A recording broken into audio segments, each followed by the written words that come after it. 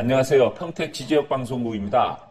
오늘은 뜨겁죠. 브레인시티 지원시설 이렇게 건축하자. 이런 제목을 갖고 여러분들한테 나누려고 합니다. 요즘 브레인시티가 많이 뜨겁죠. 아파트도 뭐 순조롭게 분양하고 있고 또 요즘 최근에 그 분양하는 상가가 있더라고요. 그것이 이제 지원시설 용지예요. 근생부지 한 5층, 6층으로 분양하는 상가가 있거든요. 그런 상가를 어떻게 짓는 게 좋은 건가? 물론 전문가이겠지만 현재 저희가 방송을 하고 있는 전문가로서 한번 살펴보도록 하겠습니다.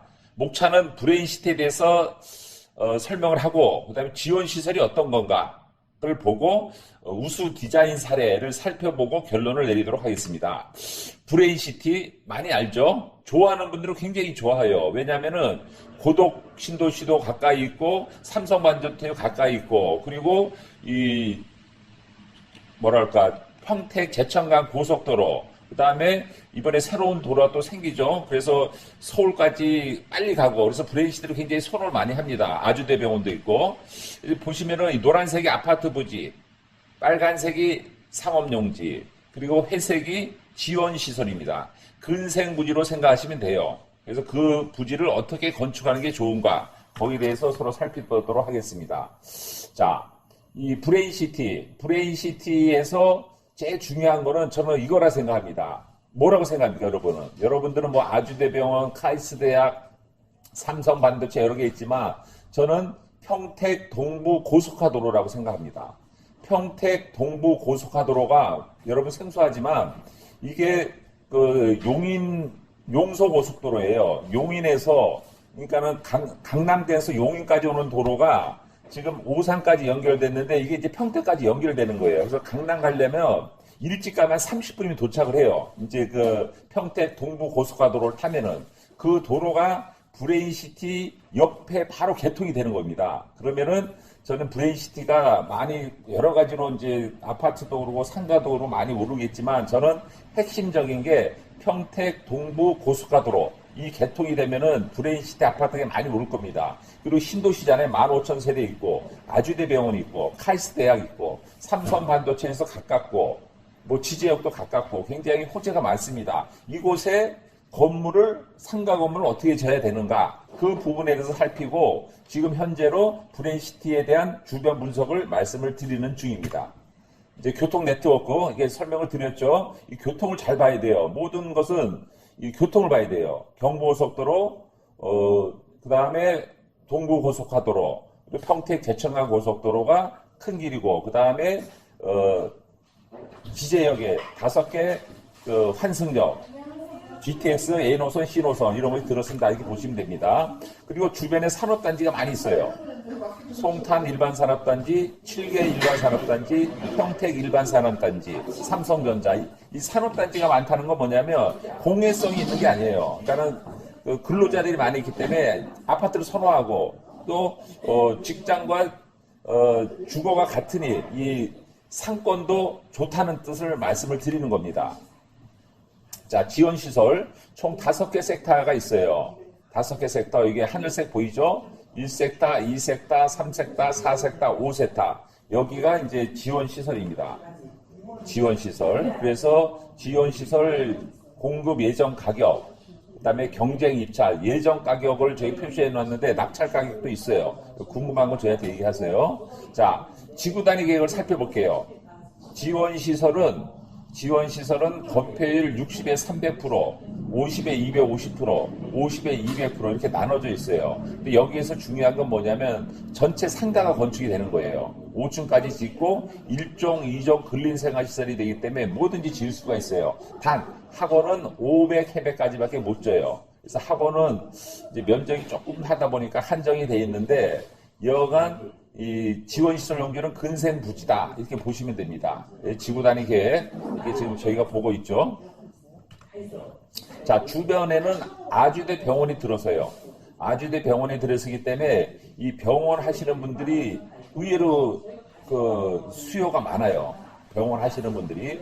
왜냐면은 이 종합병원에 있는 인근에 또 전문 병원이 괜찮아요. 그래서 근생부지를 가지고 있거나 건축을 계획하는 분들은 이 병원을 많이 확보하는 게 좋아요. 그래서 며칠 전에 우리가 계약 성사를 지금 마무리 단계에 있는데 약국하는 분들이 이 병원을 연계해서 두 개 층을 들어오고 그래요. 그래서 이 병원 컨설팅 하는 분들이 브레인시티 병원을 굉장히 선호합니다. 그래서 땅을 짓는 분들은 한번 저희한테 연락 주시면 제가 좋은 결과를 안내해 드릴게요. 그 다음에 주변에 또 하나는 카이스트 대학이 있는 거예요. 카이스트 대학. 그래서 카이스트 대학이 있기 때문에 뭔가 좋은 시너지가 있다. 대학이 인근되는 건 좋죠. 그리고 카이스트 대학도 있지만은 또 뭐가 있습니까? 국립환경대학교가 있어요. 국립환경대학교. 그리고 여기서 좀 나가다 보면은 국제대학교가 있고.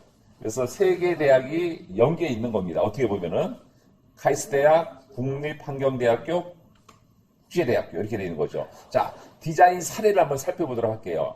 디자인 사례. 저희가 평택 지제역에 이제 건물을 지은 건데, 요거는 이제 4층으로 졌어요.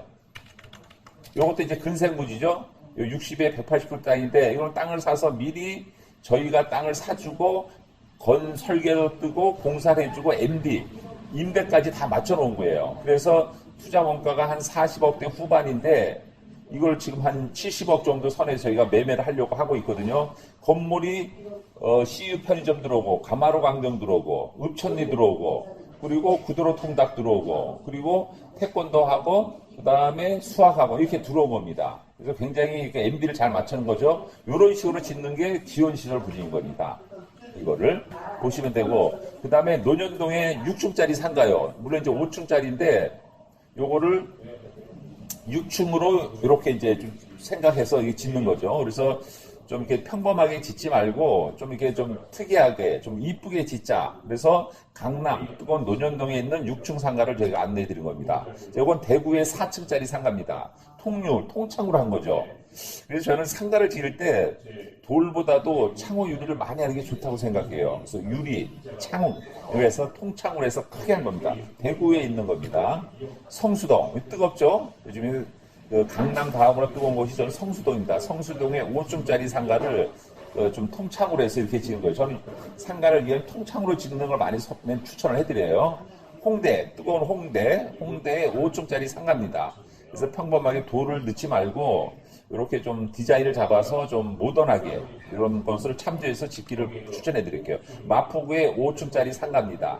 이거는 이제 뭔가 모듈하게 이렇게 지은 거죠. 그래서 너무 평범하게 짓지 마시고 이렇게 좀 색다르게 좀 층을 좀 줄여가면서 짓는 테라스도 많이 활용하고 이런 거죠.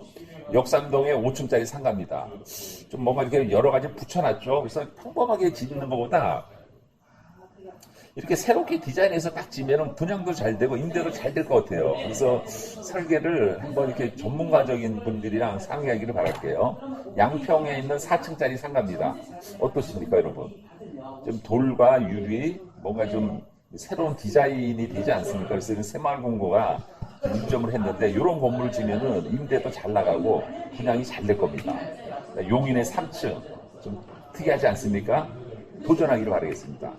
광진구의 3층짜리 상가 통창으로 많이 했죠. 자, 결론을 읽겠습니다. 자, 브레인시티는 시작입니다. 지을 때 내 입장에 짓지 말고 그 주변에 뭐가 들어오냐. 아주대병원 들어오고 카이스트대학 들어오고 한경대학도 있고 국제대학도 있고 이 대학이 많단 말이죠.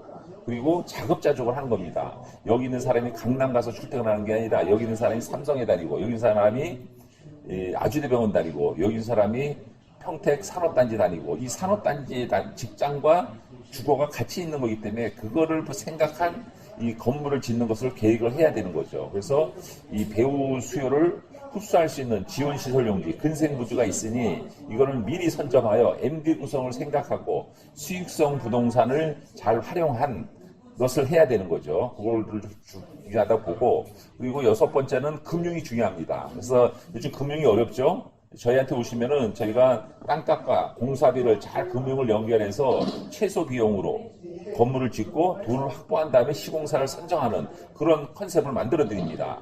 그리고 좀 자금이 그러면 요즘에 일이 없는 시공사가 많아요.